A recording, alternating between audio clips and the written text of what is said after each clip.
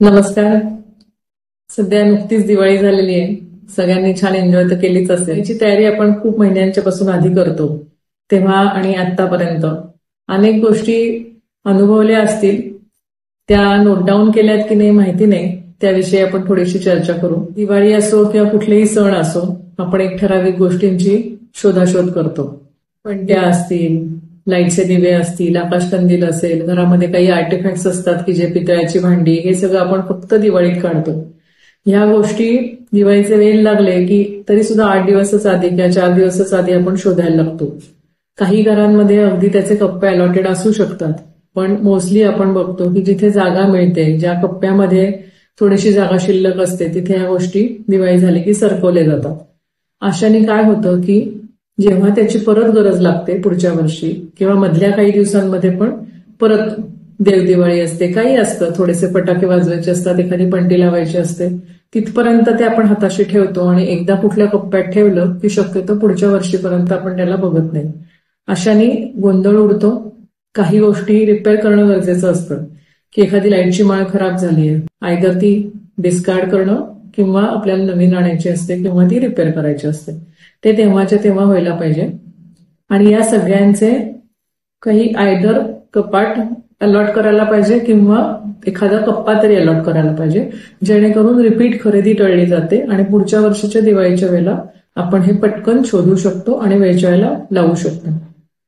याच पद्धतीने फराळ तर सगळ्यांनी घरी बनवला असेल किंवा वेगवेगळे गोड पदार्थ बनवले असतील, तेव्हाही एक लक्षात आलं असेल की पुरणपोळीचं यंत्र, पुरणाचं यंत्र किंवा चकलीचा सोऱ्या किंवा करंजीसाठी लागणारी फिरकी किंवा त्याचा साचा, इतर वेळेस सुद्धा मोदकाचा साचा, असे फक्त सणाला लागणारे जे भांडी म्हणा किंवा एखादी इक्विपमेंट्स म्हणा, ही आपण किचनमध्येच ठेवलेली असतात.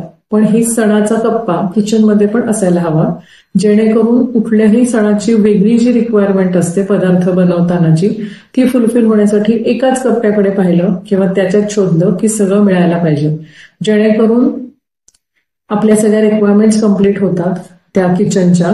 पण रोजच्या हँडी जागांमध्ये हा नसावा. हा कप्पा हा वेगळ्या उंचीवर पण असू शकतो, लॉफ्टमध्ये असू शकतो, किंवा जेव्हा तुमच्या घराचं इंटिरियर किंवा फर्निचर चालू असेल त्याच वेळेस ह्या गोष्टींचा विचार करून त्या लिस्ट करा. आधी सगळ्यात महत्वाचं, मी नेहमीच सांगत असते की इंटिरियरचं काम सुरू होण्याच्या आधी सगळ्यांनी आपल्या रिक्वायरमेंट्स ह्या लिस्ट डाऊन करा आणि ह्या सगळ्या गोष्टींचं प्रोव्हिजन करा. याच पद्धतीने कपडे आपण कसे ऑर्गनाईज करतो, म्हणजे साड्या किंवा फेस्टिव्ह ड्रेसेस, हे जे सगळं आहे, किंवा पुरुषांचे सुद्धा सलवार कुर्ता, हे सुद्धा फेस्टिव्ह कॉर्नर, त्या वॉर्डरोबचा कॉर्नर म्हणा, कप्पा म्हणा, जे काय तुम्हाला असेल, इव्हन लॉफ्टमध्ये सुद्धा हे ऑर्गनाईज जरी केलं असेल तरी ते हँडी असावं आणि त्याचं प्लॅनिंग केलेलं असावं. सो दॅट कुठल्याही सणाला कुठे शोधायचं किंवा कुठून एखादी वस्तू काढायची आणि वापरायची. सण असो, कुणाचं लग्न असो, छोटे फंक्शन्स असो, ऑकेजनल ठेवणीतले कपडे हे सापडता आले पाहिजेत. तेच दागिन्यांचं, आजकाल आपण खूप मॅचिंग्स वापरतो, आर्टिफिशियल दागिने मॅचिंग म्हणून वापरतो. आयदर ते कप्प्यांच्या बरोबर असावेत किंवा त्या ड्रेसिंग टेबलमध्ये एक वेगळा कप्पा असावा की ज्याच्यामध्ये दागिने जे आहेत, जे मॅचिंगचे, ते सापडले जावेत. सो सगळ्या घरामध्ये, अख्ख्या घराचे डिझाईन करताना वेगवेगळ्या गोष्टींचे कप्पे हे ठरलेले असावेत, ना की सगळं सामान मिक्स असावं. आता थंडी येते, थंडीचे कपडे प्रत्येकाकडे वेगळे ठेवलेच जातात, पण ते कुठल्या तरी बॅगमध्ये ठेवलेले असतात किंवा बेडच्या खालच्या स्टोरेजमध्ये असतात किंवा लॉफ्टमध्ये असतात. हे नक्की कुठे ठेवले हे कळण्यासाठी त्याचे सुद्धा अलॉटेड कप्पे असावेत किंवा जागा असाव्यात.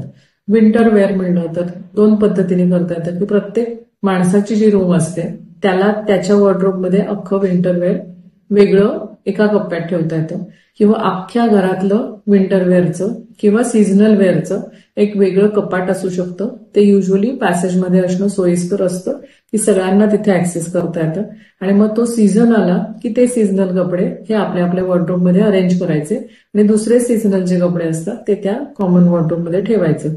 अशा पद्धतीने तुमच्या रिक्वायरमेंट ज्या काही ठरलेल्या असतील किंवा जी तुमची लाईफस्टाईल असेल ती तुमच्या आर्किटेक्टला, इंटेरियर डिझायनरला आधी सांगा की आम्ही हे असं प्रेफर करतो, म्हणजे तुम्हाला त्या जागा योग्य पद्धतीने डिझाईन करून मिळते, जेणेकरून ऐन वेळेची गोंधळ गडबड वाचतो, रिपीट कपडे, रिपीट वस्तू आणणं वाचतं आणि प्रत्येक सण किंवा एक एक वेगवेगळे सीझन हे एन्जॉय करायला घर ऑर्गनाइज्ड असेल तर खूप मदत होते आणि एन्जॉयमेंट फुलफिल होते. या गोष्टींचा नक्कीच विचार करा. अजून अशाच टिप्ससाठी पुढचे व्हिडिओज बघत राहा. थँक्यू.